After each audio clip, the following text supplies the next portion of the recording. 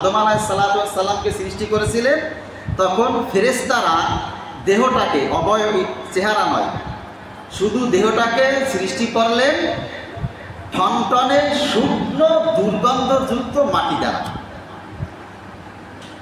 যখন আদম আলাইহিস সালামকে আল্লাহ তাআলা সৃষ্টি করেছিলেন, তখন কি এই ইবলিস বা আজাজিল ছিল?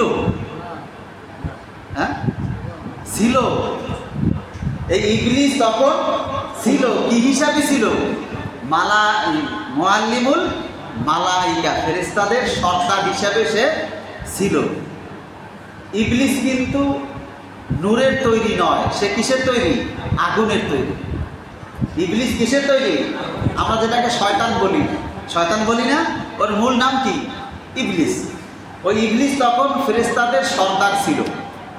ওর মনের ভিতরে একটু খটকা লাগতো যে আল্লাহ তাআলা এইটা আবার কি সৃষ্টি করাইল।